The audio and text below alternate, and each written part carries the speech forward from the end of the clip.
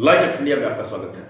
मैं आपको सुनाने जा रहा हूँ। सिवान जिले का पचलखी पंचायत आजकल मंत्र मुग्ध हो गया है। चारों तरफ जय श्री राम, जय हनुमान, जय शिव के नारे गूंज रहे हैं। इस क्षेत्र में लग रहा है कि भगवान राम अवतरित हो गए हैं और इस क्षेत्र की जनता आज मंत्र मुग्ध हो रही है।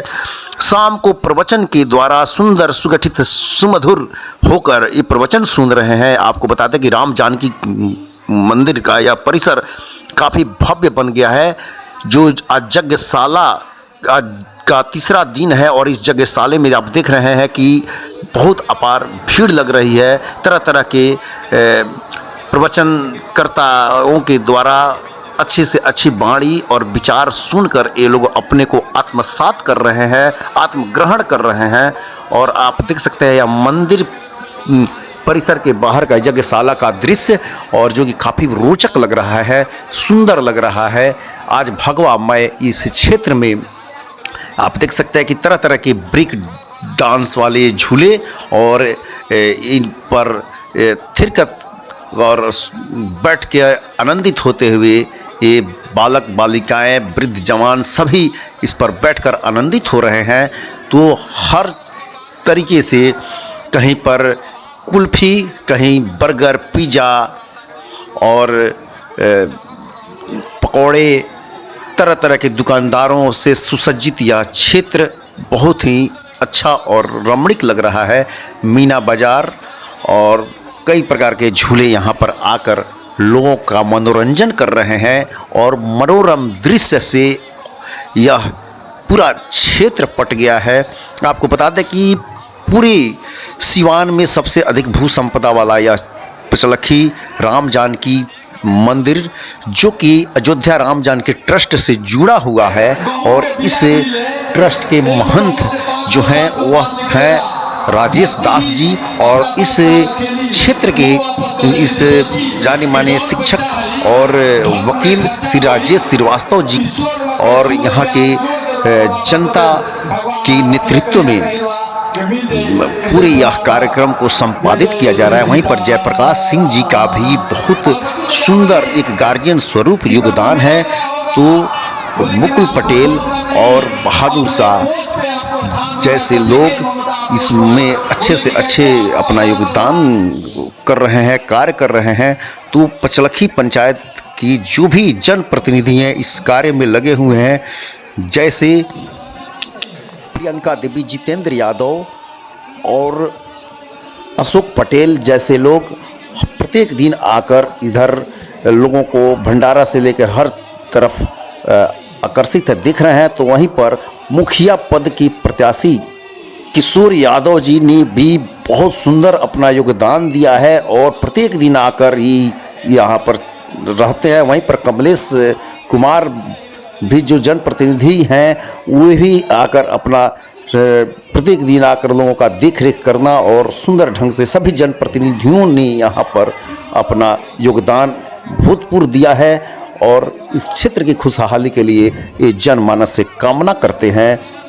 देख सकते हैं कि मंच पर विराजमान क्रांतिकारी बाबा का प्रवचन सुनने के लिए लोग कितने उतावले हैं और इनका प्रवचन के साथ साथ लोगों को सीख भरे और युवाओं और नौजवानों के लिए देश सेवा के लिए प्रेरित होने की ये जो यहाँ से कामना की जाती है, जो यहाँ से संदेश दिया जाता है, वह काफ़ी काबिल तारीफ है। प्रवचन अष्ट सिद्धि, आठ सिद्धि और नौ निधि एक ही बार में मां का चरण छुए हनुमान जी महाराज। पहले ही बार माता जी ने आशीर्वाद दिया कि अजर अमर दूरदृष्ट तो हूँ, करी हो बहुत रघुनायक छो हूँ। अष्ट सिद्धि नौ निधि के दाता असबर दीन जानकी माता, माता जी ने पहली बार आशीर्वाद दे दिया। और हमारे घर में कोई कदर नहीं करता है माँ को, कोई बाप का कदर नहीं करता है। पत्नी के बहकाव में आकर के रात में सूर्य वाली हम लड़काई में छोट छोट जबरानी संतर मिला सूता रात खाने अपना माता के सिखावे में सब ये नाती काल अगर परिवार से तू अलग ना हो तो फांसी लगा के मुँह जोहर खा के मुँह आई बेटा के दिखे तू सब हली हो। अब सब नहीं होते ही घर में माँ बहन कसम खा लेना इस जग में कि जीवन में कभी ऐसा पाप नहीं करना चाहिए, कभी ऐसा व्यवहार नहीं करना चाहिए ताकि आपके जीवन को कष्ट हो। अगर एक बार भी अगर शरीर पे आप आग लगाती है तो लोग नहीं जानेंगे। अगर एक औरत बिगड़ती है तो 2 कुल का नाश हो जाता है, 2 कुल का, मायके का कुल और ससुराल का कुल। लोग नहीं जानेंगे कि घर में गोभी की सब्जी के लिए झगड़ा हुआ है, कि दाल के लिए झगड़ा हुआ है, कि भात के लिए झगड़ा हुआ है। क्या मतलब? अलग इसलिए होती हो परिवार से ताकि बढ़िया खाऊंगी, बढ़िया बनाऊंगी, बढ़िया पीऊंगी। पाप नहीं करना चाहिए। अगर आप एक बार भी ऐसा पाप करती हैं तो 2 कुल बर्बाद होता है। अगर बंद बिगड़ जाता है तो सिर्फ 1 कुल का नाश होता है। माँ बहन पति से झगड़ा होता है, कोई दिक्कत नहीं, 2-4 दिन मत बोलिए। नहीं कभी ऐसा जहर खा के रेलवे पटरी पर जा करके कभी आत्महत्या नहीं करना चाहिए, नहीं तो 84 लाख चोरी में फिर आपको भटकना पड़ेगा। इतना सुंदर परमात्मा ने आपको बना करके भेजा इस दुनिया में, कभी ऐसा पाप नहीं खाइएगा। कसम खा लीजिए कि कभी ऐसा पाप नहीं करूंगी। झगड़ा होगा, पति से झगड़ा होगा, सास से झगड़ा होगा, होने दीजिए। फिर पूरा आपका परिवार है, आपका घर है, कहाँ जाओगी? अगर बच जाओगे तो टूट जाओगे और एकजुट रहोगे तो पूरा परिवार आपका मजबूत रहेगा। कभी अपने भाई से अलग नहीं होना चाहिए। भाई को आज देखता हूँ कि 1 धूर जमीन के लिए भाई का मार कर कपार फोड़ देता है। आपस जाति में दोनों लोग में झगड़ा हो जाता है, 1 टन का 20 टन गाली देती है। जब कभी ऐसा पाप माफा नहीं करना चाहिए। मैं आपके दूर पे गिरता हूँ, प्रणाम करता हूँ, कभी ऐसा पाप मत करिए। जाती है, सोचिए कितनी सुकुमारी थी, कितनी कोमल थी कि कभी कौशल्या मैया ने दीपक की बात की मुस्काने के नहीं बोली थी। इतनी नाजुक हमारी जनक दुलारी थी, लेकिन अपने पति की सेवा के लिए माँ कौशल्या, माँ कैकेयी, माँ सुमित्रा इतना उनको मानती थी। और कैकेयी के कहने पर राम के साथ अपने पति के साथ वन चली गई। 14 वर्ष वन में इस कोमल पांव में तले में कांटे चुभे, कितना कष्ट उन्होंने उठाई होगी सीता मैया। और आपसे थोड़ा सा भी कष्ट बर्दाश्त नहीं होता है, थोड़ा सा कष्ट हुआ और घर में बवाल मच जाता है। माँ बहन अभी से आचरण अपने सुधारिए, क्योंकि आचरण नहीं सुधारिएगा, चरित्र अपना नहीं बनाइएगा। विलियम शेक्सपियर ने कहा था कि wealth is gone, nothing is gone, if health is gone, something is gone, but if character is gone, everything gone। जिस आदमी का धन जाता है तो कुछ नहीं जाता है, स्वास्थ्य जाता है तो कुछ जाता है, लेकिन जिस व्यक्ति का अगर चरित्र चला जाता है तो एवरीथिंग इज लॉस्ट, सब कुछ चला जाता है। इसलिए चरित्र को, अपने ईमान को अच्छा कर्म करिए। आप ही का बेटा पढ़ लिख करके बढ़िया डॉक्टर, बढ़िया इंजीनियर, IAS IPS हो जाएगा और आपके कुल को तार देगा। इसलिए माँ बहन कभी ऐसा पाप नहीं करना चाहिए। पहले ही बार माता जी ने आशीर्वाद दिया कि जाओ बेटा, आशीर्वाद देती हूँ कि अजर अमर गुण रिश्तो हूँ, करी हूँ बहुत रघुनायक छो हूँ, अष्ट सिद्धि नवनिधि के दाता, असबर दीन जानकी माता। आशीर्वाद देती है। हनुमान जी महाराज को भूख लगती है, लंका में गए थे, 100 दिन लंका पार करके, और गोस्वामी जी महाराज रामचरित्र मानस में वर्णन करते हैं कि सुनहु मात मोहि अतिशय भूखा, लागी देखी सुंदर फल रूखा। सुनहु मात मोहि अतिशय भूखा। हे माँ, भूख लगी है। जब भी किसी को भूख लगती है तो पत्नी याद नहीं आती है, माँ याद आती है। देखिए, माँ भी भोजन कराती है मेरे भाई बाप, और पत्नी भी भोजन कराती है। जहिया पत्नी अगर पति को भोजन कराती है, देखिएगा कैसा, और माँ भोजन कराती है। एक रोटी खिलाने के लिए, बच्चा छोटा है, घंटों पीछे पीछे दौड़ते कि मेरा बेटा रोटी खा ले। एक गिलास दूध पिलाने के लिए, भोजन गर्म है तो अपने आंचल से झोल करके बच्चे को कि मेरे बेटे का जीभ न जल जाए, तलवा न जल जाए, और वही पत्नी भोजन कराती है। देखिए पत्नी के भोजन कराने में कितना अंतर है।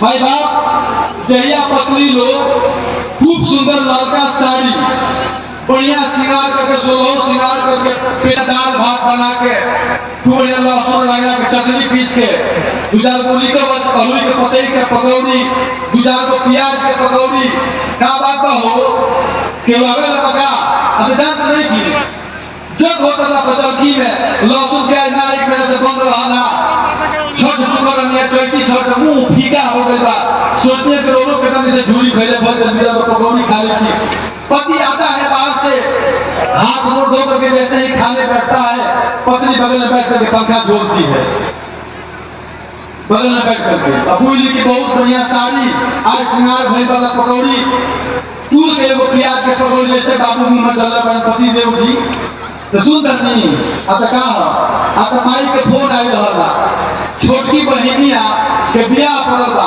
जानते वाली बड़की बहिनिया कितना धनी घर में बाड़ी सन एगो काम करी ना तन 3 मंजिला हमरे के झुमका बनवा ना दी और पकौड़ी पीछे मोटर वाला भीतर के तना पहलिया होता बताई 10 रुपए के पकौड़ी और दिमाग 3 मंजिला झुमका 50 रुपए भरी बा 3 मंजिला के मतलब कम से कम 70-80 हजार लड़की में सोना भाई बानी लो यो लोग दिन रात ठग में सोनार सबसे ज्यादा बुर्बक बनावेला जा नहीं नु माई बहन का पुरान पायल लेके आपन सामान ताजा नया दिया हुआ आज लेके जा तू गहना ठग दे के डुप्लीकेट बा कहां से केलो आधा तीसरी भाव लगा के सोनार भाई लोग बेचे रहे अब सोना के झुमका 3 मंजिला बनाओ के पत्ती कर दे पकौड़ी पीछे मर्द बना भिड़ी लगा बहलिया होता मां बहन जब भी अपने पति को भोजन कराए तो उस समय माँ का रूप होना चाहिए बीच बमन नहीं करना चाहिए कि आपकी माँ ने मुझे ऐसे कहा आपका देवर आपका भाई बहुत गंदा है मुझे हमेशा बोलता रहता है क्योंकि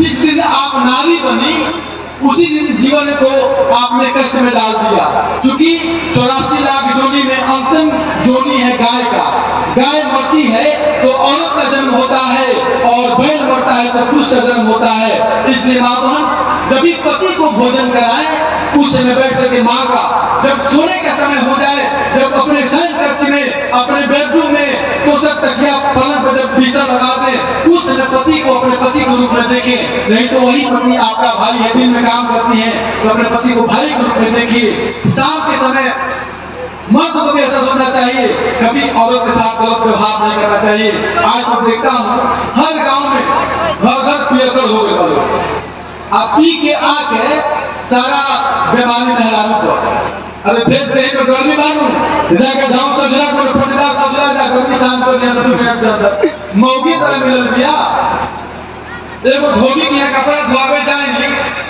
तो हम देखिए धोआई ले बजलकी में 60 रुपया सीट महात्मा भाई मिले हमारा 60 रुपया सीट एगो धोती के धोआई एगो कुर्ता के धोआई कितना महंगा बा आ सोची आपकी पत्नी 24 घंटा जितना दिन में रोज कपड़ा खोली ले कपड़ा के धोवे ले रोज बाबू के कपड़ा धोवी हिया नहीं कपड़ा भिजो खाती खाना बनाती है घर में खा चौका देती है झाड़ू मारती है एक नौकर रखिए तो 15,000 का महीने से कम नहीं लेगा 24 घंटे में 2 बार सुबह खाना चाय बनाती है दोपहर में फिर शाम को चाय बनाती है सुबह कोई आके तब चाय बनाती है फिर रात में भोजन बनाती है और सब कुछ खिलाने के बाद जो बचता है उसको बेचारी ग्रहण करती है कितना दुख होता होगा औरतों को अब फिर भी आ करके सारा गर्मी अपना औरतें लोग में खा गया इसलिए माई बाप औरत का सम्मान करिए औरत का सम्मान नहीं करोगे वही लक्ष्मी है आपका परिवार बर्बाद हो जाएगा जिस घर में नारी का सम्मान नहीं वो परिवार जो है